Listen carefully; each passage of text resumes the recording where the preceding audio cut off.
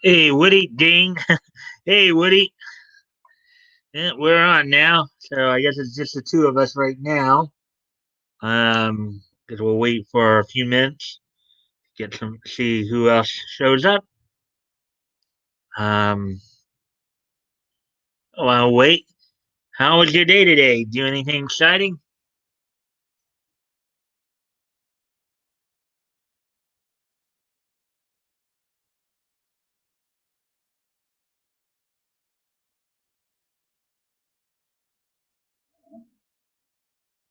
Oh, we got three people in here now. Great.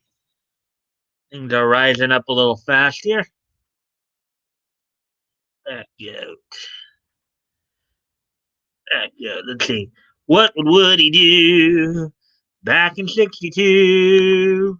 Driving fancy cars, drinking in the bars, playing all the games, picking up the dames. What would he do? What would he do? Back go, da da da da da da da da da da da. Back go, da da da da da da da da da da da. Back go, da da da da da da da da da da da. Back go, da da da da da da da da. Back go, back goat, back go, da da da da da da da.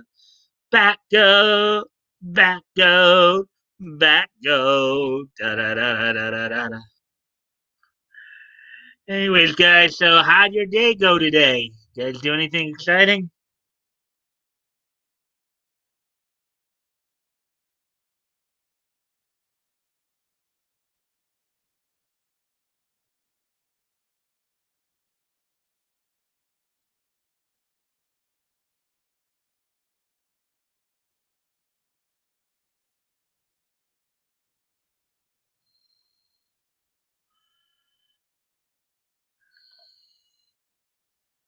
As we wind down the year here, we're basically a couple days away till the new year.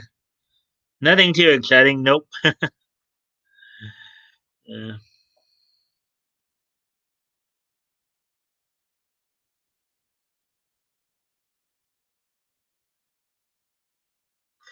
yeah, with everything kind of locked down and stuff like that, it's kind of like yeah, not much can happen, I guess.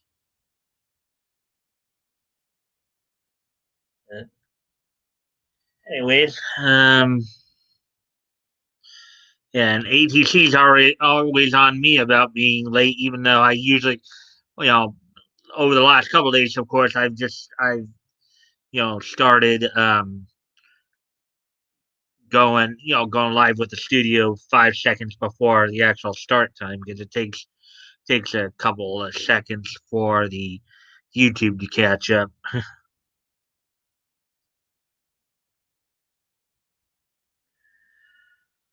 Oh yeah. So we'll see who all else shows up pretty soon here.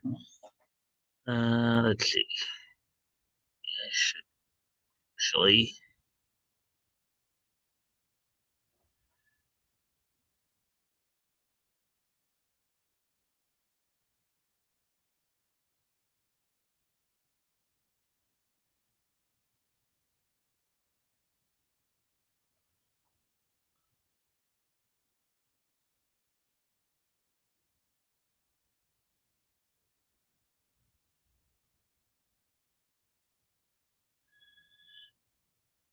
oh, that's some news.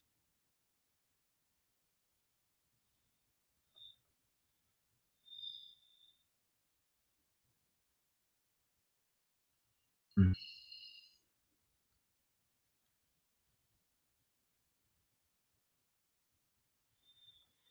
Let's see. What about you, Bat Goat? Anything exciting going on? Yeah, your family have any plans for New Year's?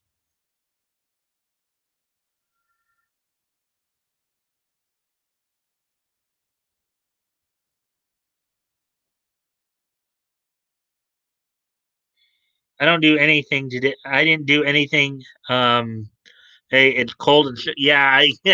I guess up in the North Star State, as it were. I guess that would be kind of the kind of thing.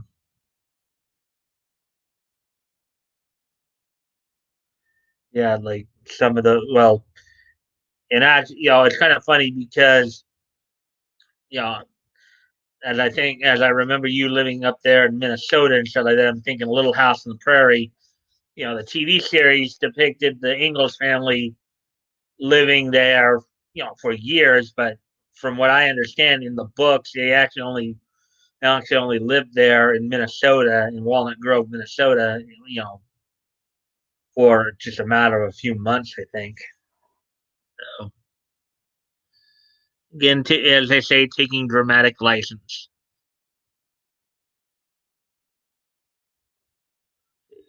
And um, just waiting to see who else might show up. Probably we'll go ahead and get started around the 10-minute mark. Uh, and again, guys, as always, I thank you for the likes and shares.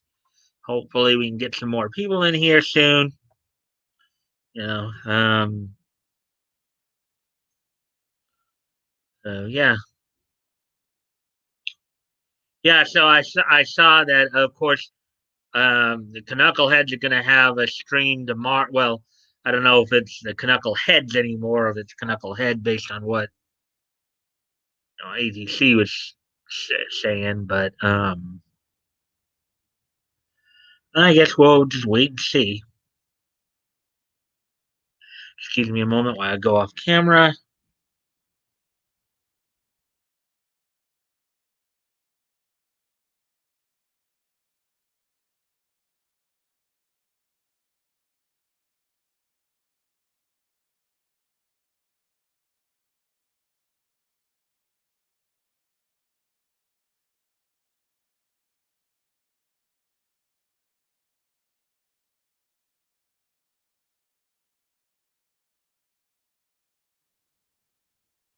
Alrighty then, I'm back from the hands of time, going back to when you were mine.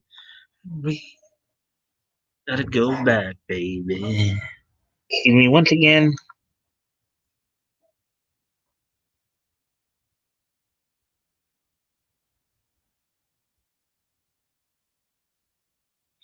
California announced indefinite lockdowns. Laugh out loud. I can't wait till the shooting starts, morons. Yep, yep. 8 minutes already. Time flies. Time flies. Time flies.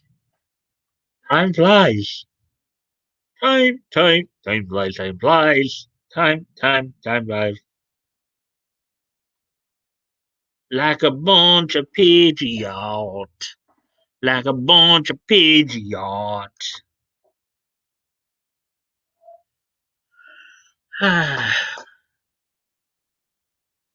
Let's see now.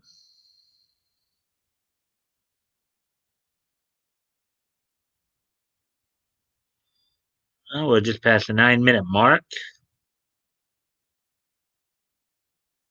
I guess I can kind of go into so what's on tap for today's show. Well, I just decided to pick just 4 articles today, saying they've been getting a little bit longer. So let's see. So one of the articles is talking about, I guess they're expecting more layoffs through Warner Media and DC Comics.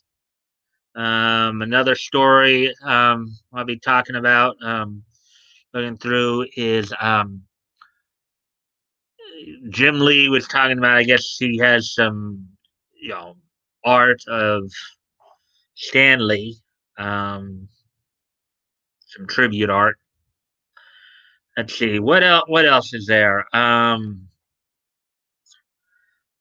There's some D art, Shitoji news.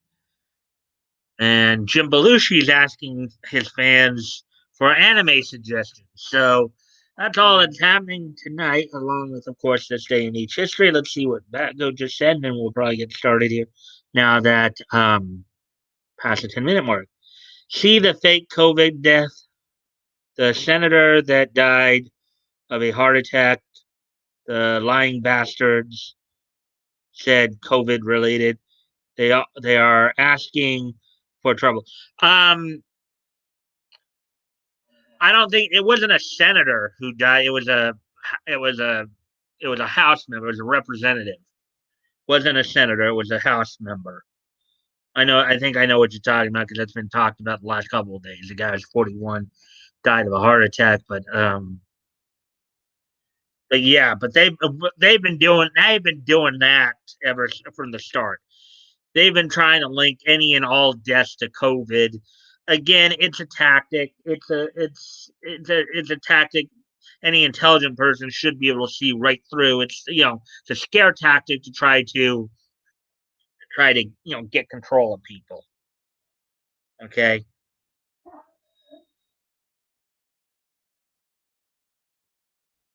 Let's see. What did Matt Goat just say? Representative elect. My bad. Yeah, it was representative elect. Yeah, yeah, 41 as well. So, with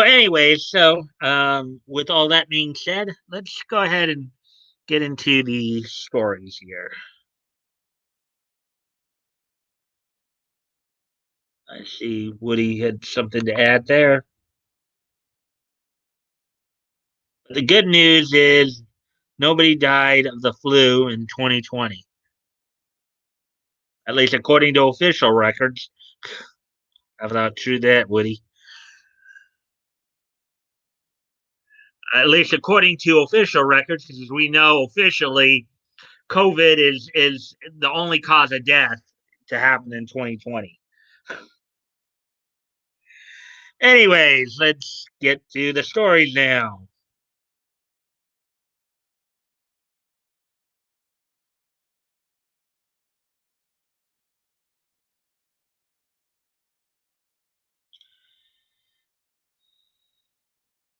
Right. So the first story of the night is this one from Bounding into Comics. Interesting pick there. Reports suggest guttering of Warner Media and DC Comics to continue in 2021. And this has been a hot topic, particularly over the last 6 months here. It appears that the Warner Media layoff bloodbath, specifically at DC Comics, is set to keep the blood flowing well into the new year.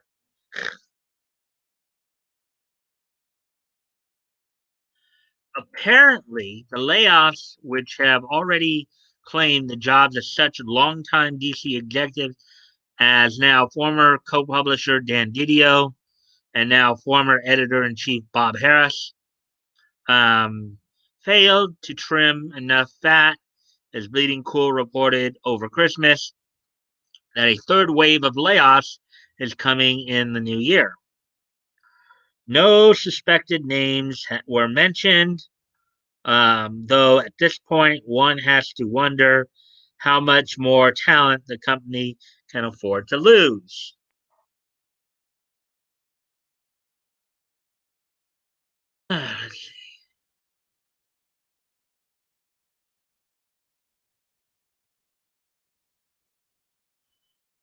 Okay, so anyways, as we continue on with the story here, as noted by the site, the purge really began in 2019 with the loss of senior staffers Mark Chiarello, Senior Vice President, DC Art and Design Director, John Cunningham, Senior Vice President, DC Sales Trade Marketing, and Vice President, DC Consumer Marketing, Eddie Scannell.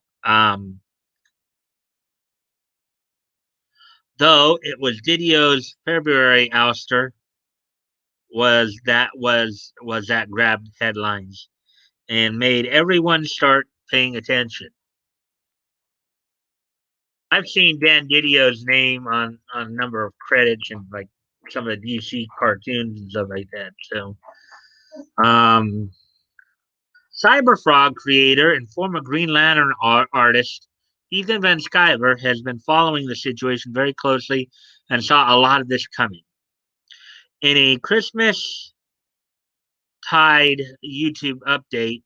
I guess he meant to say Christmas time, but EBS revealed that an insider relayed to him in confidence that AT&T has gutted the company of anyone who knows about comics, with those left comparable to the assistants of assistant editors. Not only that, but these remaining employees are allegedly terrified as they feel that they have no clue what they're doing. Yeah, you basically just keep your lower level people on and Christmas Massacres, Christmas Massacre 3, you're fine. Look, the Donald Trump meme. Look at that. Look at that in the corner there. Donald Trump, you're fired. Too bad he can't do that to Congress. He's done that to a number of his own staff, though. But the insider added that due to being unsure if they'll have a job in 3 months, they are committing themselves to simply finishing their work and getting paid. In a follow-up report, Bleeding Cool revealed that a shocking number of writers and artists were were learning of their terminations through the March solicitations, discovering that their books had been cut as part of DC's effort to slash their line to just over 30 books.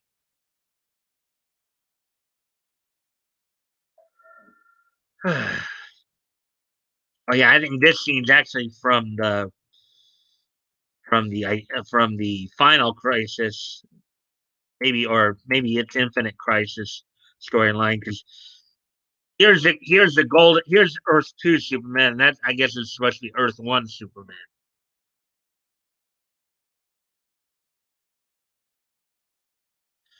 Let's see if there's been any additions or anything being said as of yet.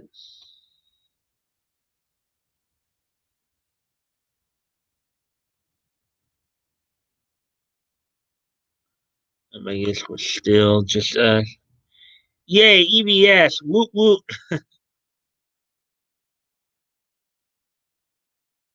Love it.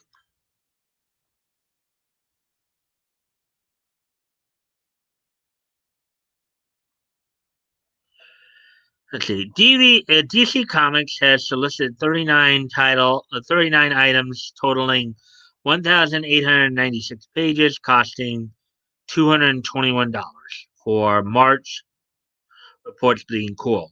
A drastic reduction from March 2020's 62 new items totaling 2,632 pages, costing $281. So they cut it by $60. And December 2020's 52 new titles totaling 2,352 pages, costing $286. Wow. So the price actually went up from March to December, even though they were actually doing less. They did 10 less new items and almost like 300 fewer pages. And yet it went up $5. Oh. Anyways, I gotta go off camera here for a quick sec, so I'll be right back.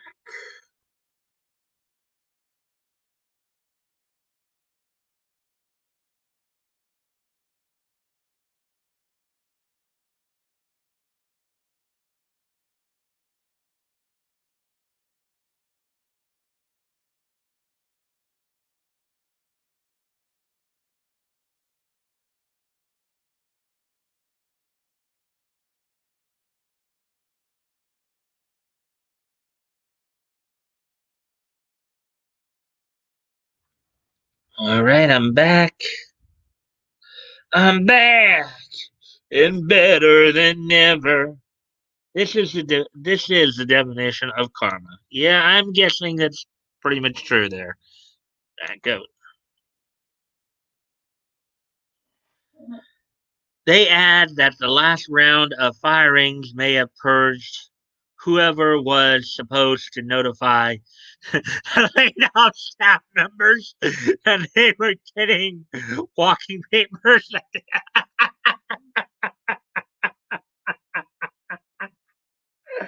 Oh, that's so funny.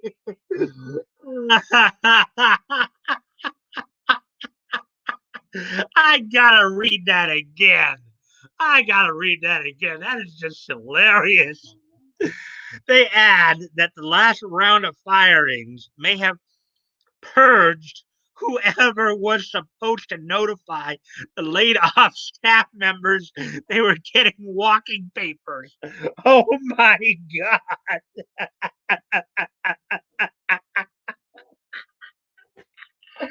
Oh my God. Oh man. That's freaking hilarious. Oh boy. So basically, you're firing so many people that you're not even keeping the people who are supposed to tell the lower grunts that they're fired. What kind of idiots are running this company? Oh man, talk about lack of foresight and lack of forethought. Oh my God, that's just stupidity. Karmic stupidity. Karmic stupidity right there. Oh man. Oh man. That is karmic stupidity.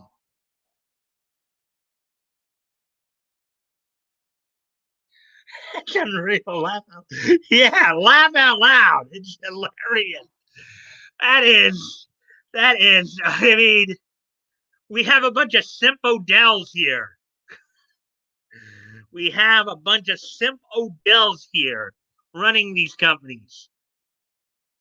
So you're firing a whole bunch of people, and you don't stop to take into consideration who exactly you're firing and what their purpose is, and you end up firing the people who are telling the lower grunts they're fired too. Ugh. They might as well, dang, they might as well just plant a bomb in their own. Okay, never mind, never mind. I know, I know that I wouldn't be, that wouldn't sound like a threat, but somebody might actually think so. I'm stopping right there before I complete that thought. But just think that my thoughts are more to the old Looney Tunes cartoons, and sometimes what Bugs Bunny would do to evade his pursuers. And you'll know exactly what I'm getting at. Sorry, I gotta go off camera one more time here. Sorry, guys.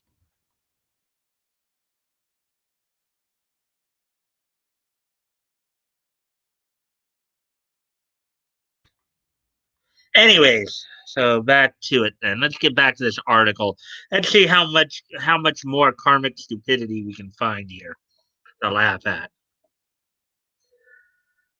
Then Skyver covered the follow up in a later video wherein he explained that the progressive creators who didn't want comic skaters in the industry won't have a job either, and admitted he was gloating over the fact that he had predicted this outcome.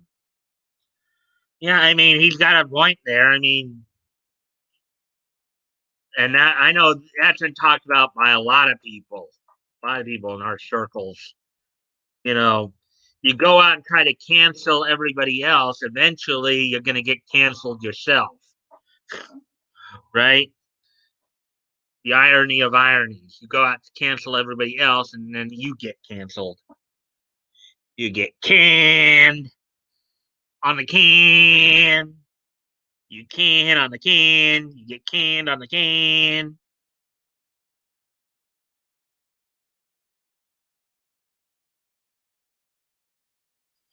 EVS deduced that this is the bottom line. As AT&T, no matter their politics, doesn't want to deal with DC's debt.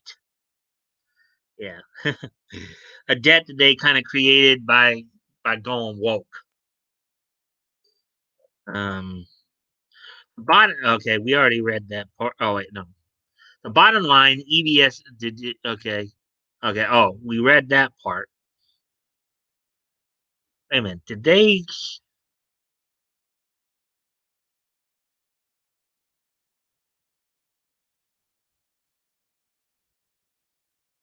Yeah. Okay. They kind of said the same. He kind of said the same thing twice.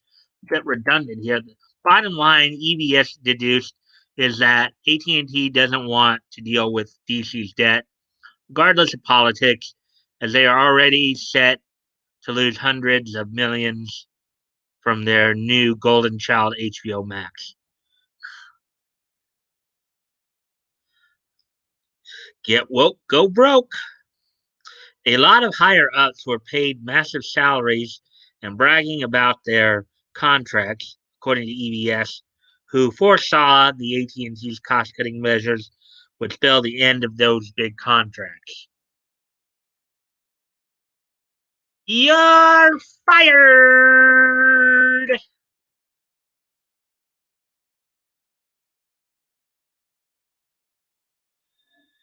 Yeah.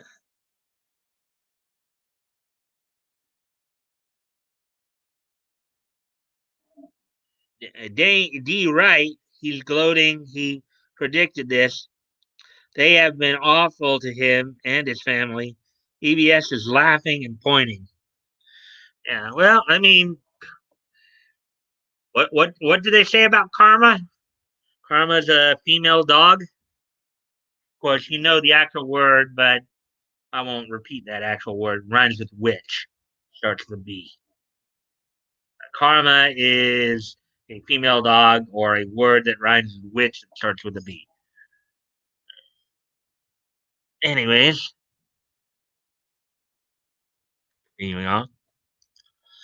The August wave of dismissal saw the release of not only Harris, but also editor Andy Corey and Black Label editor Mark Doyle, among others. In November, DC said goodbye to newcomer co-editor in chief Michelle R. Wells, Justice League group editor Andy Carr, and many more. DC's line, meanwhile, has been cut by a third in the last year, which is more than most publishers. Most observers agree those remaining publishers, from Dark Horse to Boom, will receive feelers from ex DC employees come springtime.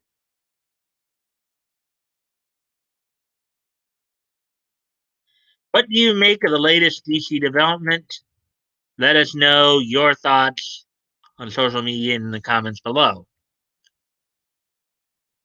I think Karma's a female dog. That's what I think. I'll be right back, guys.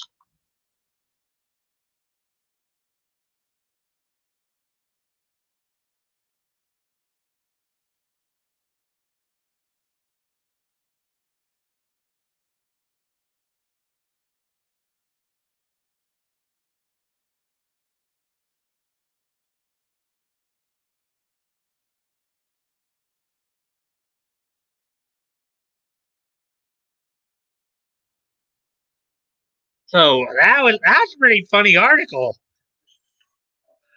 I mean, the lack of foresight and forethought that some of these people at DC had is just mind-boggling. So you're firing so many people that you end up firing the people who are telling the lower grunts that they're fired. Smart move. Duh.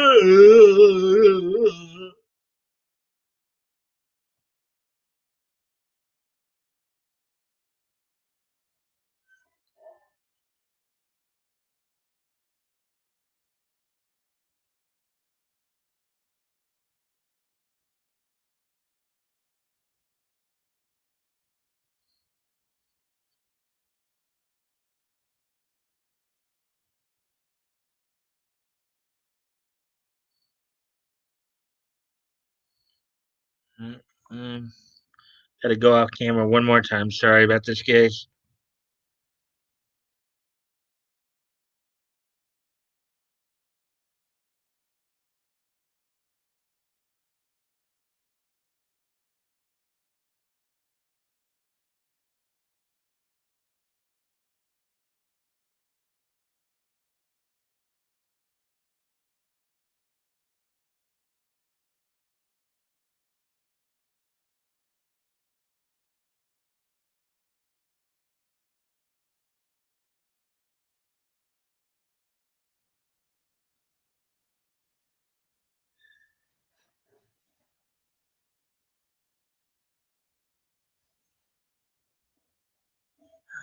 So let's see now.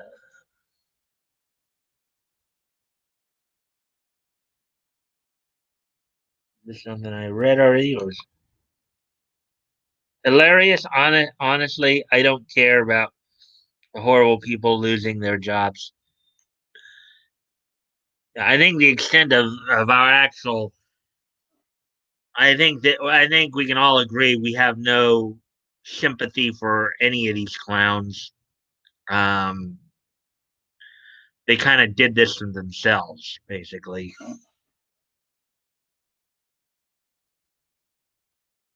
Perhaps they can find a way to publish independent comics. Yeah, after trashing EVS. Yeah, you think anybody's gonna? You think anybody will still buy from these people? There probably will be some, but I don't think they're gonna find the same level of success that like EVS and Tug and some of those have gone that route. You know, done. But anyways, let's get to. So we're already past a half hour into the stream here, so that's Bat Goat said something else here too. That's what Comicsgate is all about. Independents are using Indiegogo and finding great success. They are all about the fans. Yeah, yep. And when you appeal to the fans, that's gonna make you more money. Common sense 101. Anyways, let's see. On to the next story then.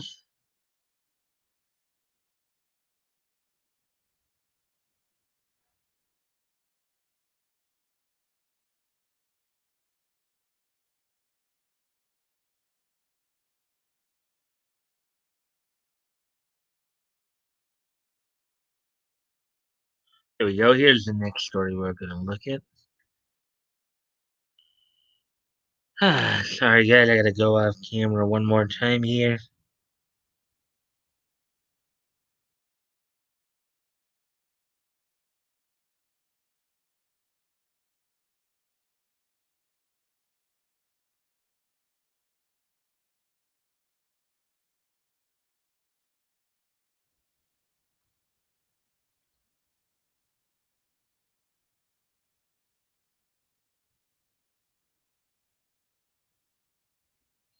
I love that Tug was so successful with his comics.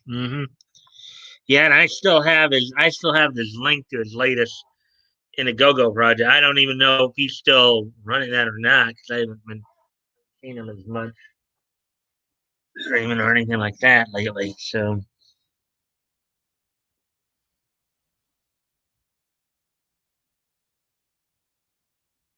anyways, on to the next article here. Then Jim Lee shares unpublished Stanley tribute art. DC publisher and chief creative officer Jim Lee shared a rough and resurfaced sketch of Stan Lee in honor of the late Marvel legend's birthday.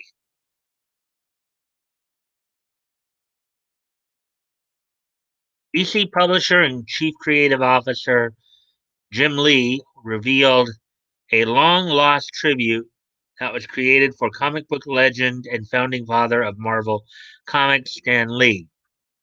The sketch was shared by Jim on December 28th. So that was this past Monday, I believe, in honor of Stan's birthday. It was originally created for a 2005 interview conducted by Kevin Smith for Rolling Stone. So I guess this might be, I don't know if this is a sketch right here or not, but there he is, Stanley.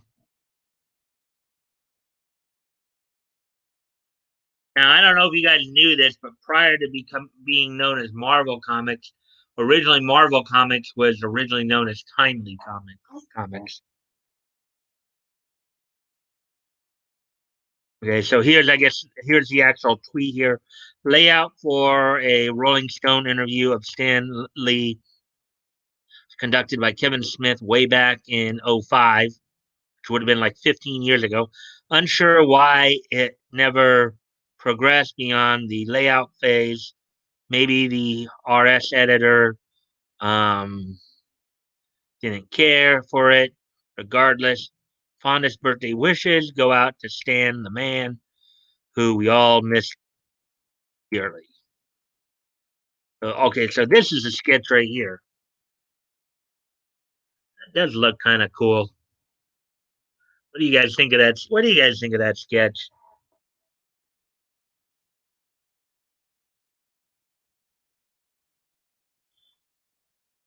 What do you guys think of that sketch right there?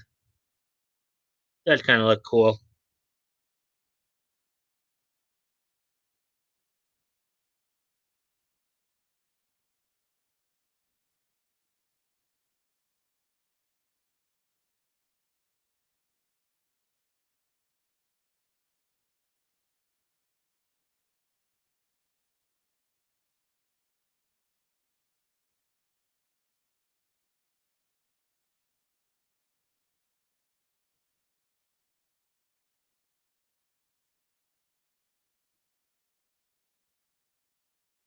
That's cool. Yeah, it does look kind of cool. It's cool like that. It's cool like that. It's cool like that. It's cool like that. It's cool like that. It's cool like that. It's cool like that.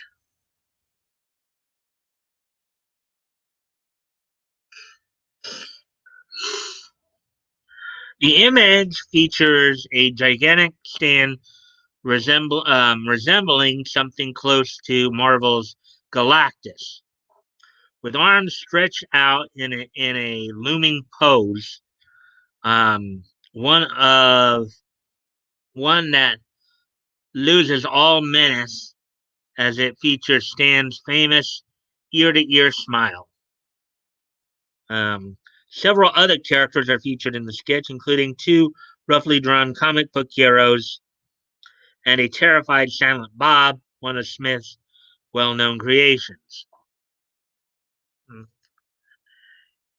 Yeah, well, it's kind of funny too because I do remember, of course, Stan Lena's voice, not just in narration for some of the Marvel Comics cartoons, particularly in the '80s. He actually he made a quote unquote animated appearance in the '90s Spider-Man series as well. So, in fact, they had a scene in there where Stan and Spidey actually met, or at least that Kanan Spidey met his creator. And Madam Web in that show was actually voiced by Stan's wife, Joan, at the time, who I think preceded him in death, you know, fortunately. So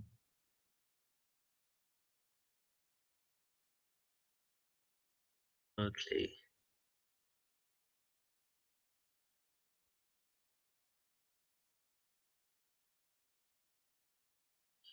In his tweet, Jim discussed the nature of the sketch and how it came to be, referring to how the original drawing never made it past the layout stage of production. Humorously mentioned that maybe the Rolling Stone editor in charge at the time didn't care for it.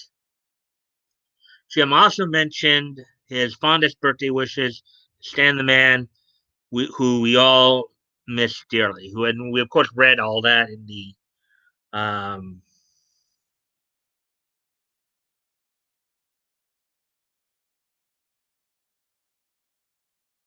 Stan the Man, Stan Lee. Of course, as I understand, Jim Lee and Stan Lee are not related to one another. They just happen to have the same last name there.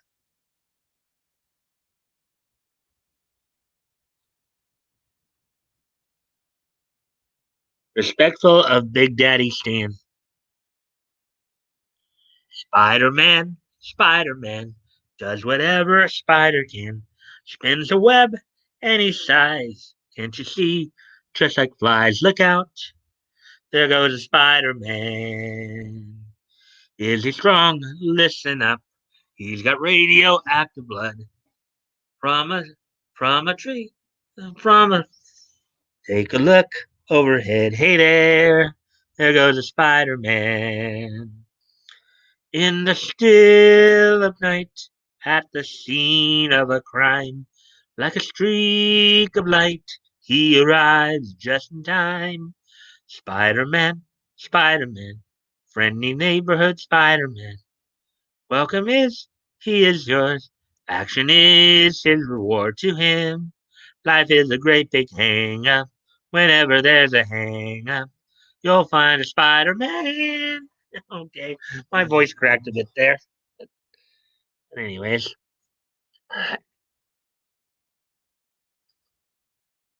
on to the next stories then.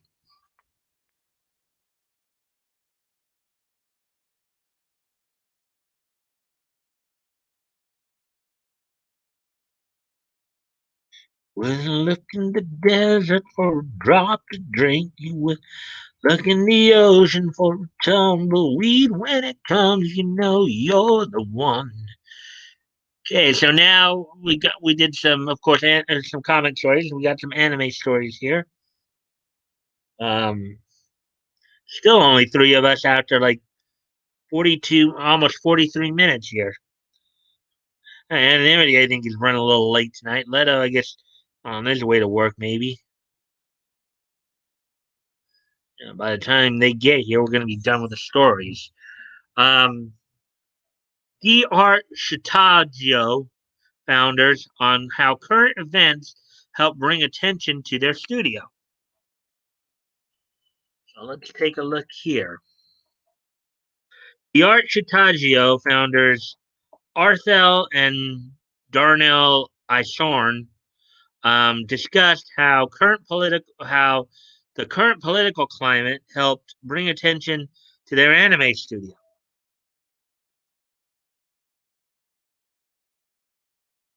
Arthel and Darnell Isorn, founders of D'Art Shitajo, the first black-owned anime studio in Japan, discussed their journey into the world of anime, with what it means to be black in Japan, and the importance of inclusivity in the world of anime. Oh boy! Good, we get another lecture, don't we?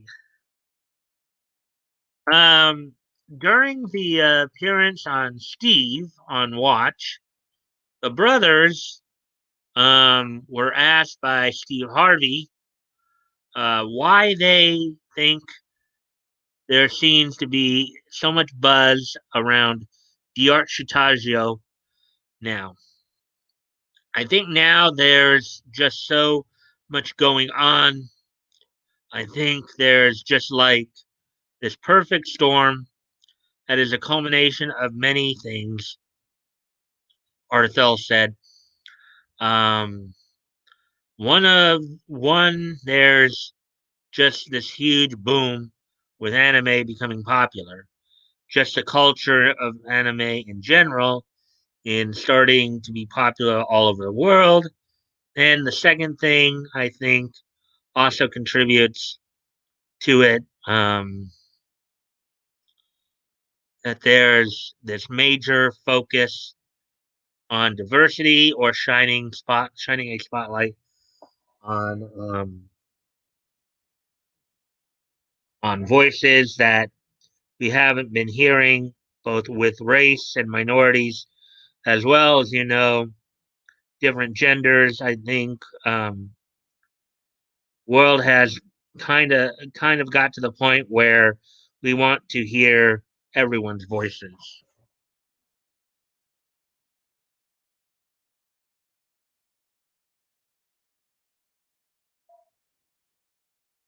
Yeah, gotta go off camera here. I'll be right back.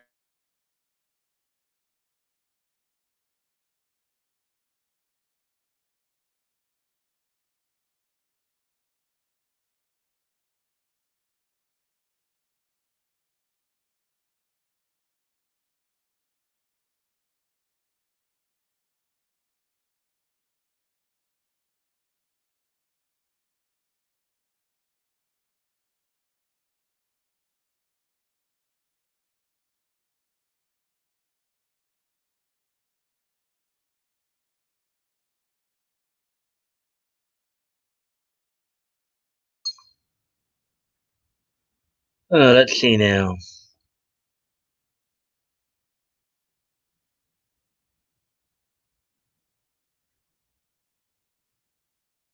Music, yes, and other things there.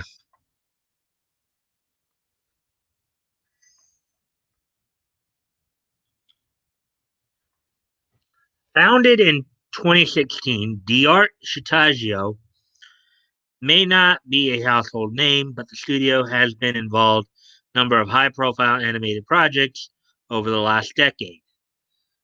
Well, they were founded in 2016. They've only been around for 4 years, so including Netflix's Castlevania series, well, popular animes such as Attack on Titan, Fire Force, and One Piece. They're in league with seem to be in league with Funimation. All three of those last titles there have been dubbed by Funimation: Attack on Titan, Fire Force, and One Piece.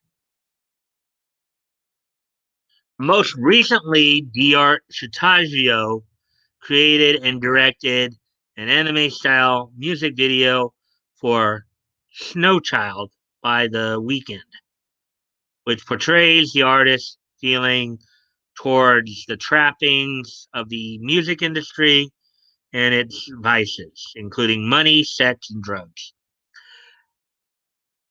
Well, hey guys, Woody and Backgoat, does that remind you of anything? Like maybe an old saying that the three of us probably have heard a number of times in our lifetime? Sex, drugs, and rock and roll. Um, as I'm going to go off camera here for a quick moment. I think we're done with that article.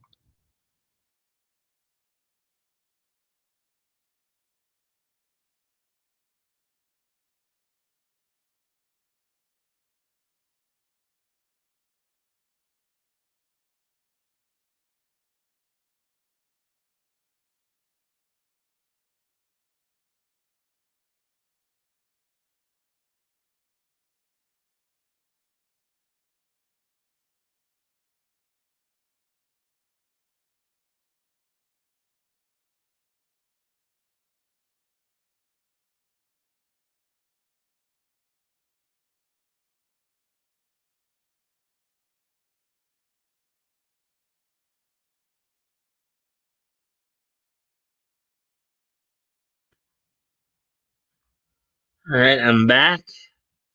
I'm back and better than ever. Little Eric Bischoff theme music going there.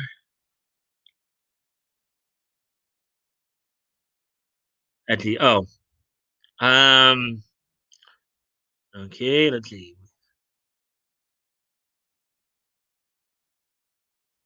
Yeah.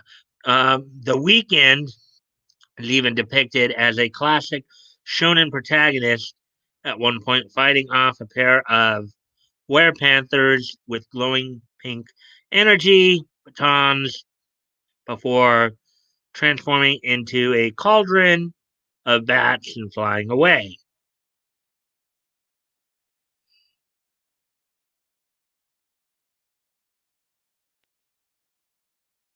And that's it for that article. I said I only picked four tonight. I getting through it. Let's see. We're at 50 minutes now. So might just barely get over an hour tonight for the stream here. Unless I go into conversation topic, which I might. Let's see.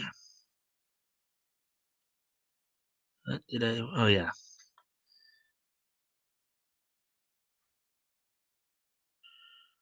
So the last main article of the night will be this one. This one kind of caught my attention here,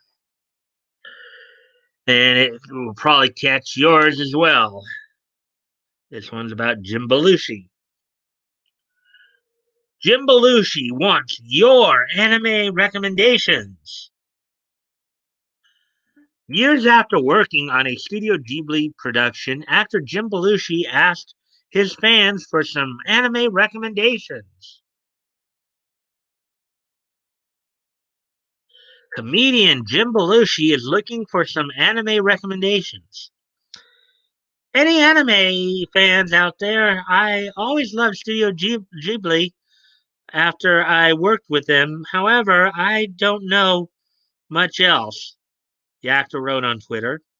But I just saw your name and it blew me away.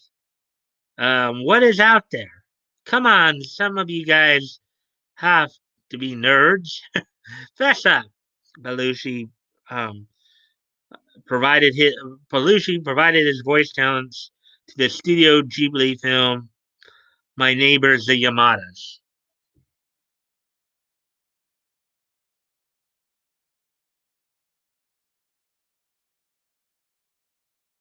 After putting out the tweet, Belushi received plenty of responses from all over the Twitterverse. Anime dubbing company Funimation replied, some of our all-time favorites include Death Parade, Toradora, Kaguya-sama, Love is War, and anything from the Hosoda collection. The best part about anime is there's something for everyone, no matter what you're looking for. And that is true.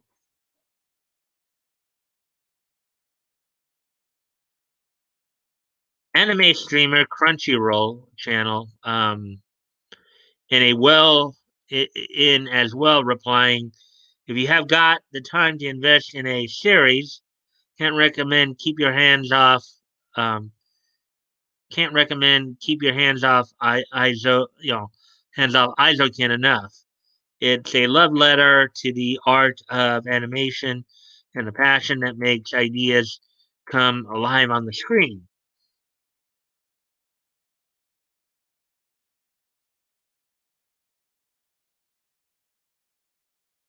Animation director and storyboard artist Jay Olivia replied, your name is my all-time favorite. Cowboy Bebop is an excellent series. Wolf Children and any of the Satoshi Kon films like Millennium Actress, Perfect Blue, or Paprika, etc., are excellent films that surpass many live-action films. More anime recommendations came from Star Wars podcast host Anthony Carboni, voice actors Negnog and Stephanie Shea, and anime archival website RetroCut Crush. Belushi is best known for his role in the sitcom According to Jim. He has also appeared in Saturday Night Live, Trading Places, The Ghost Rider, and Twin Peaks.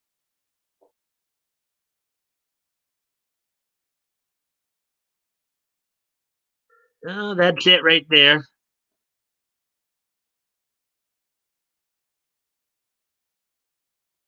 Let's see, back go. What do you have to say here? Nerds is SW fans who drool on themselves um, and can't make a sentence. SW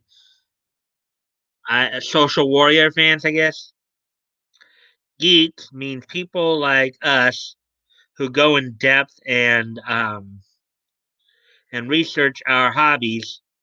Um, I give him negative points right there. Oh, for trusting Twitterverse? Yeah. You know, it's kind of funny because you guys hear me use the term twit a lot when I talk about Twitter. Okay. Now, aside from the term tweet that we know of as what you post on Twitter, the word twit's an older term for meaning for somebody who's not all that bright. They're a twit.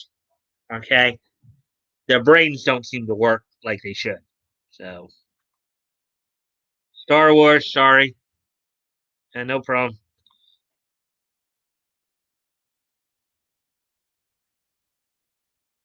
Yeah, but you know, yeah. So, wow, we're not even quite at an hour yet. And, you know, Leto, dude, you're late. Hey, Mike, Fat Goat, what's up? Well, I just finished the main story for the night, but thank you for coming. Uh, Leto, how are you? Fat Goat.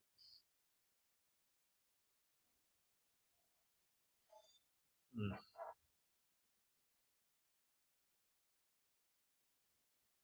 Yeah, yeah, I just finished. I only planned for four stories tonight. Um, didn't find too much more. Of course, we're getting to the end of the year, so a lot of stuff is kind of slower right now, but even slower than normal because good, just getting ready to head out door for work. Yeah. Well, let's see. So, what else can I talk about? Well, because I want to at least get beyond the hour mark, which just having a hauling for a couple minutes will get me that. But I want to do a little bit more. I mean, granted, I don't think I have it in me for a 2 hour stream tonight, but you can get at least beyond an hour. And also, guys, don't forget tomorrow and Friday nights, I'll be opening up the studio for anybody who wants to join me. So hopefully, Batgoat, Woody, you guys will come in and get a few people in there. Maybe we'll get, three or four of us and get some good discussion going for tomorrow and Friday. They were good stories. DC firings always bring us out to my. Well, yeah, that one was funny. That one was. I mean, the funniest aspect about that is that they're firing so many people, they don't know who exactly they're firing and what their purpose is. And it's like they ended up firing some of the people who were telling the lower grunts that you're fired. So that's incredible. Uh, I can be better. Found out an old friend passed away from COVID. It's a shame. He had a wife and daughter. Oh, sorry to hear that. I might have to watch um, this one again later at work. Well, I hope you do. Yeah, you're definitely gonna want to watch the one because I was laughing pretty hard there for like a couple minutes because that was just you know Bat Goat had previously made a comment about karma, and then I included karma in like the level of stupidity that Warner Media and DC were going through, and doing that. Um, yeah. So as I, let's see. So what I've been doing, of course, with my watchings, with my anime and cartoon watchings and stuff of late. See, I've been, going back and watching, right now I'm working my way through the all new Super Friends hour. So that's pretty fun to watch. Um, the first season where they actually did go the full hour and they had all the educational stuff like the decoders and the they had the decoders and the magic, showing you how they do magic tricks and crafts and all that, health and safety, all that kind of thing. So let's see. Yeah, old coworker from 5 years ago. The older you get, the more this happens. Well, that's just life itself, my friend. That's just life. Remember, my dad passed away. What, like a little over 2 weeks ago? 2 weeks ago, this past Sunday. Um, so yeah, but it happens. It's part of life. Anyways, yeah. So right now, of course, I'm watching All New Super Friends Hour from 1977. Um, Mobile Suit Gundam, the eighth MS team. Um, Working through the Gundam series, went back and started going through Pokemon again. I'm right now in Pokemon Indigo. Solid. Hello. You're late, dude. I've already finished all the main stories tonight. Ah, see, and of course, D Gray Man. I'm still watching that. Hey, Solid. How goes it?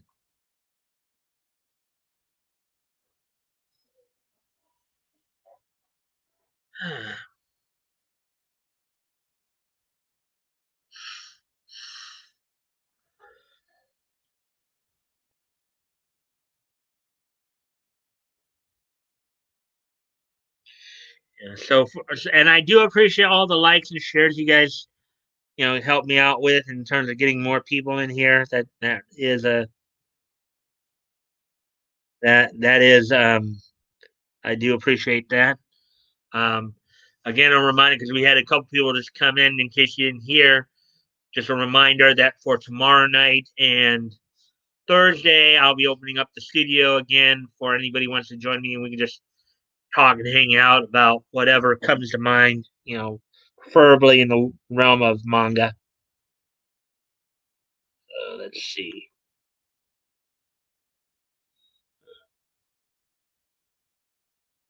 Yield.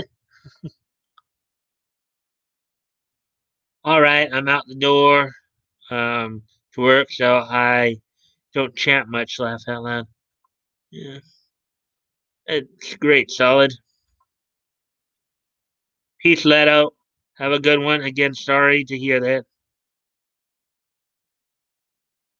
Go it.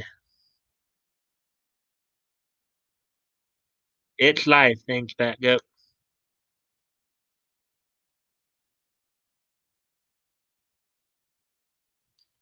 As I said, just a reminder to you guys, I'll be opening up the studio tomorrow night and Friday night. And then, of course, next Friday, we'll get back to um, comics retrospective. And I'm looking forward to the new year because it's like, as you guys know, particularly when I'm looking up stuff for the This Day in Each History stuff, after a while you get to realize, oh yeah, I've already seen that. I've seen that several times. So you know, so it's just one of those things.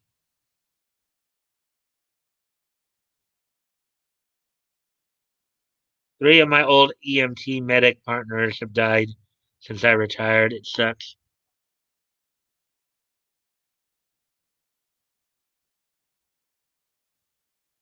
Jeremiah was a bullfrog. Jeremiah was afraid. I'll be right back.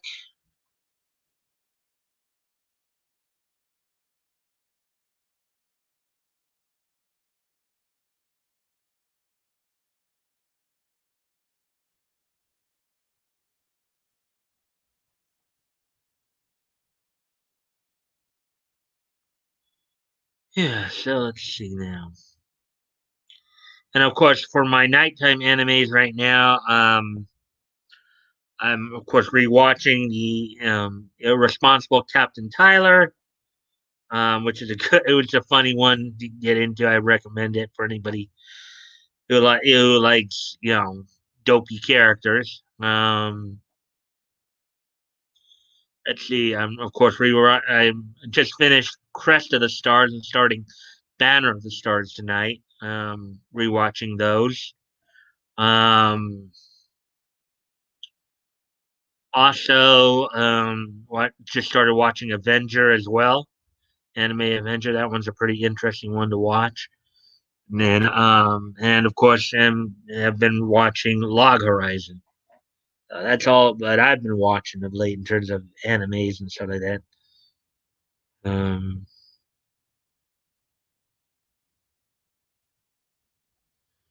yeah, so let's see, we're already up to an hour and 6 minutes.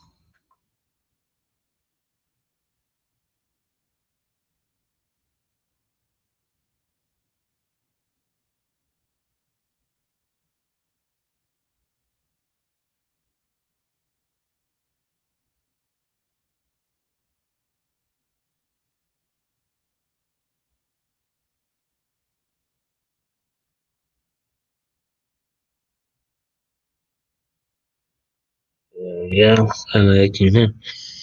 I finished Kids Next Door. Mark Hamill did a voice on the show. Yeah, Mark Hamill's been in the cartoon, you know, as I mentioned before, he's been in the cartoon voice acting community for quite a while, for like the last, I'd say 25, 30 years.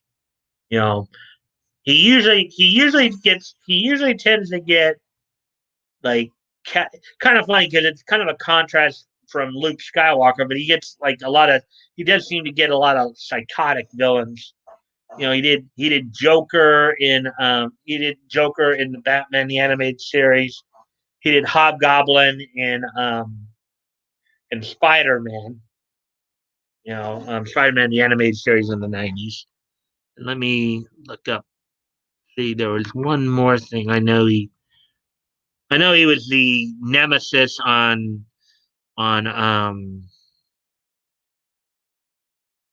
nemesis on, I think it was a monkey cartoon.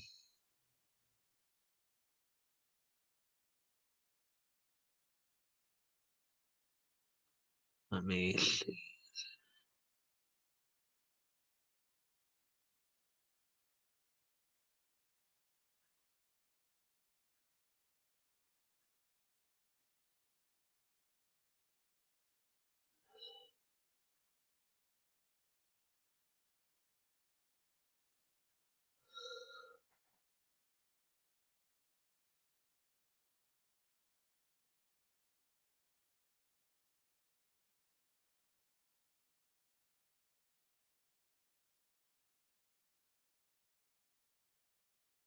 Oh yeah, he was also Fire Lord Ozai on in Avatar: The Last Airbender. Um, Voice work here.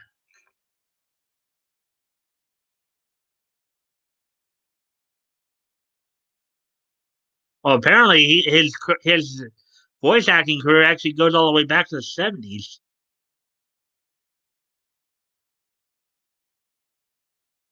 See, Hamill was the voice of yes, I mentioned that, and his other Marvel superhero genre roles include Gargoyle in the animated series The Incredible Hulk, Maximus in Fantastic Four, Claw in Avengers: Earth's Mightiest Hero.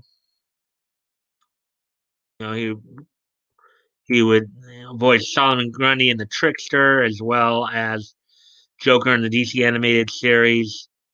Um,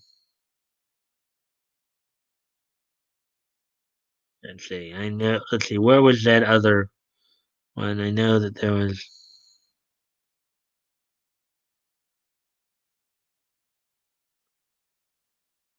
Oh, that's what it was. He was a Skeleton King in Super Robot Monkey Team Hyperforce Go. That's another kind of like really kind of psychotic sounding character he did. was the Skeleton King and Super Robot Monkey Team Go. Well,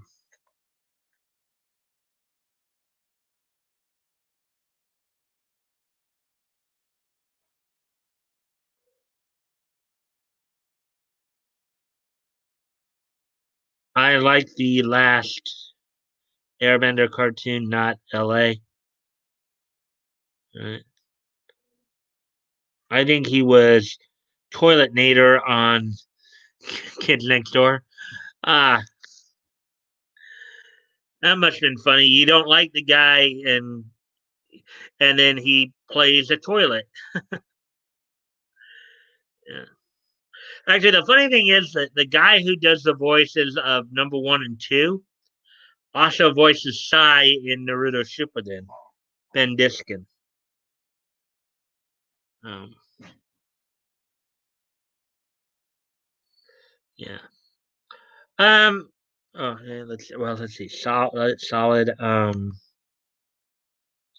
I've never been a fan of Marvel. Hmm, Yeah. Yeah. I lean towards more DC myself. Um. But I did watch a lot of Marvel cartoons growing up, and even into my adulthood. Um. So. Let's see. All right, good. Well, I think tonight I'm going to end a little early tonight, just simply because there wasn't much news and in preparation for for tomorrow. Because most likely when we have the open mics, we'll probably go like the full 2 hours or close to the full 2 hours. And we've been almost going the full 2 hours quite a bit lately. Um, so are you guys ready for this day in each history?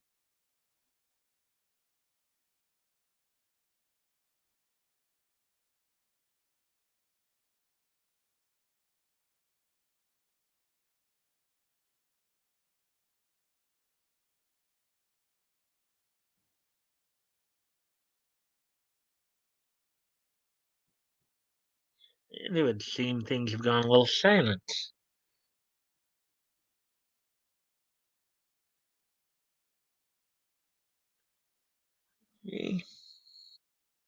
History. Yes, I'm feeling very historical right now. All right, so we're gonna wrap this up tonight a little early. So I'm gonna so today being Wednesday, December 30th. So we've only got 2 more days of 2020 here left to go, today and tomorrow. So I know for some of you, tomorrow night when we do a stream, we do a, some of you probably in the eastern half of the country. Yes. Um, Well, actually, in the Eastern time zone, you guys will actually be coming up on New Year's. So when we finish up the stream, um, so with that, today being Wednesday, December the 30th, 2020, let's go ahead and take a look back on this day. Each history. Actually, I should probably go ahead and review first. But I'm going to be talking about 2015, okay, 1995, and then 2010. Okay. Alrighty then. Okay, so now that I've done that preview bit,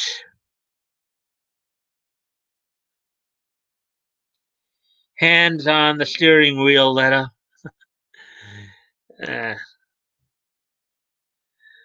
okay, so without no further ado, then let's take a look back at this day in Nietzsche history. So first off, we head back 25 years ago to 1995. On this day in 1995, Darkstalkers, a syndicated cartoon produced by Graz Entertainment, based on the video game by Capcom, Darkstalkers: The Night Warriors, finished its run on this date in 1995. So 25 years ago, the animated series cartoon Darkstalkers finished its run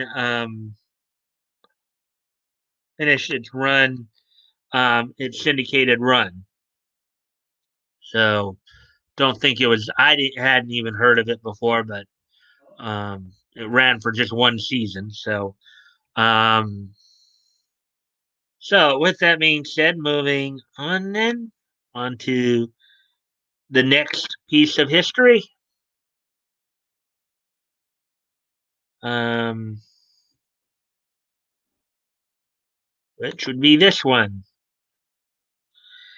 The anime Shiki, which is basically about a town that's turned into basically a vampire zombie zone.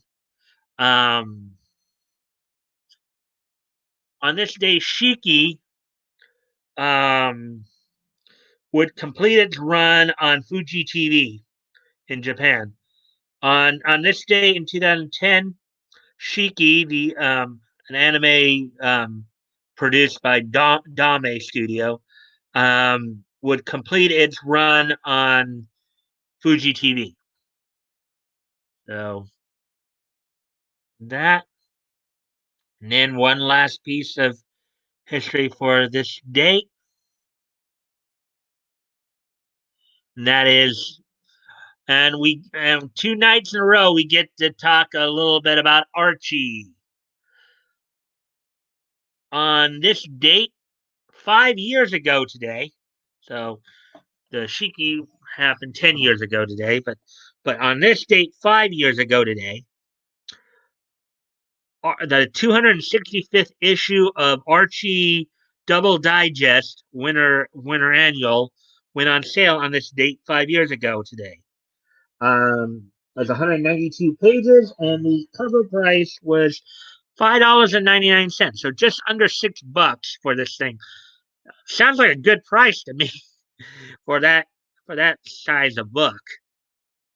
So on this date in 5 years ago today, the 265th issue of Archie went on sale today. So sorry about that. So with all that being said, guys, I thank you for being here tonight. Um, I know this is a shorter stream than usual, but I figured, we've been doing a lot of streams where we're getting close to 2 hours and didn't have a lot of stories. So the last news day of the year, basically, because as I said, tomorrow night I'm opening up the studio again, like I did last week. Tomorrow night and Friday night, get together, hang out, open up the studio, look back. Maybe we'll look back on the year, see how everything went. And until then, guys, I bid you a good night. I bid you adieu. And I'll see you tomorrow. And hopefully, some of you will be in there with me. Bye.